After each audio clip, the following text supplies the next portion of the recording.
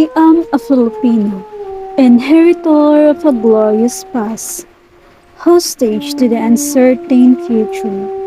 As such, I must prove equal to a twofold task: the task of meeting my responsibility to the past and the task of performing my obligation to the future. I am sprung from a hardy race, child many generations removed of ancient Malayan pioneers. Across the centuries, the memory comes rushing back to me of brown-skinned men putting out to sea in ships that were as frail as their hearts were stout.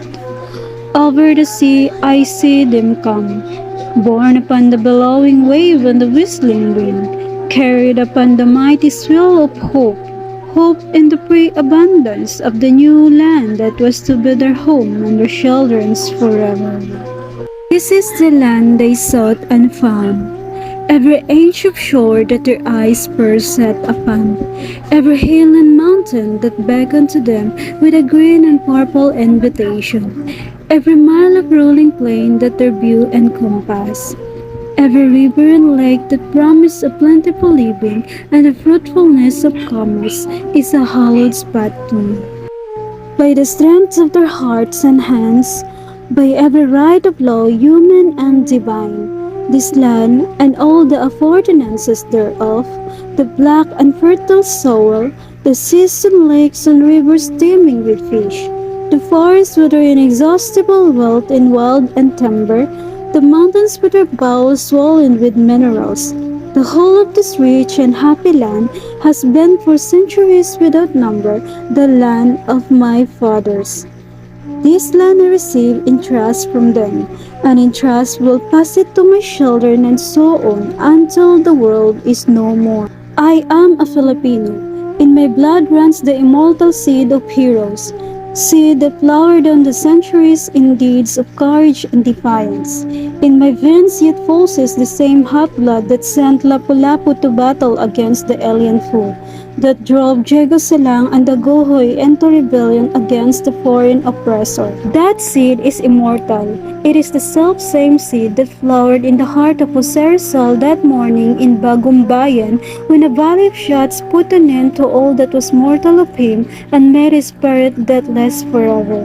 The same that flowered in the hearts of Bonifacio in Balintawak, of Gregorio del Pilar at Terad Pass, of Antonio Luna at Kalumpit, that bloomed in flowers of frustration in the sad heart of Emilio Aguinaldo at Palanan, and yet burst forth royally again in the proud heart of Manuel L. Quezon when he stood at last on the threshold of ancient Malacanang Palace in the symbolic act of position and racial vindication.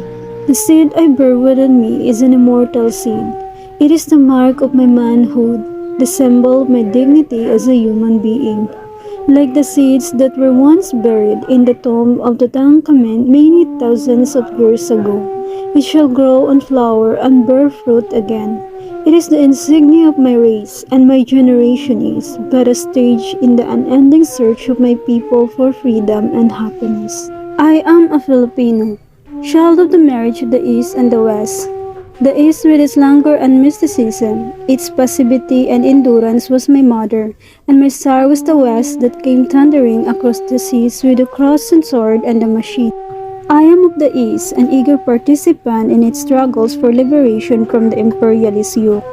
But I know also that the East must awake from its century sleep, shake off the lethargy that has bound its limbs, and start moving where destiny awaits. For I, too, am of the West, and the vigorous peoples of the West have destroyed forever the peace and quiet that once were ours. I can no longer live, a being apart from those whose world now trembles to the roar of bomb and cannon shot. For no man and no nation is an island, but a part of the main, and there is no longer any East and West.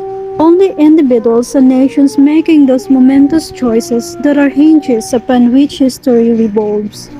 At the vanguard of progress in this part of the world I stand, a forlorn figure in the eyes of some, but not one defeated and lost, for through the thick interlacing branches of habit and custom above me, I have seen the light of the sun, and I know that it is good. I have seen the light of justice and equality and freedom. My heart has been lifted by the vision of democracy, and I shall not rest until my land and my people shall have been blessed by this, beyond the power of any man or nation to subvert or destroy. I am a Filipino, and this is my inheritance. What pledge shall I give that I may prove worthy of my inheritance?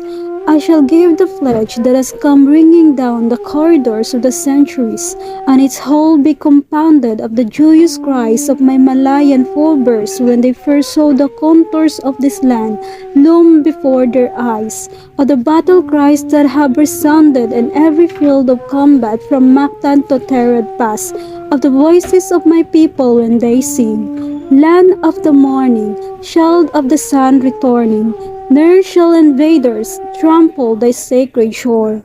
Out of the lush green of the 7,000 isles, out of the heartstrings of 16 million people all vibrating to one song, I shall weave the mighty fabric of my pledge. Out of the songs of the farmers at sunrise when they go to labor in the fields. Out of the sweat of the hard-beaten pioneers in Malig and Coronadal, out of the silent endurance of stevedores at the fairs, and the ominous grumbling of peasants in Pampanga, out of the first cries of babies newly born, and the lullabies that mothers sing, out of crushing of gears and the whine of turbines in the factories, out of the crunch of plows upturning the earth, out of the limitless patience of teachers in the classrooms and doctors in the clinics, out of the tramp of soldiers marching, I shall make the pattern of my pledge. I am a Filipino, born of freedom, and I shall not rest until freedom shall have been added unto my inheritance for myself and my children's forever.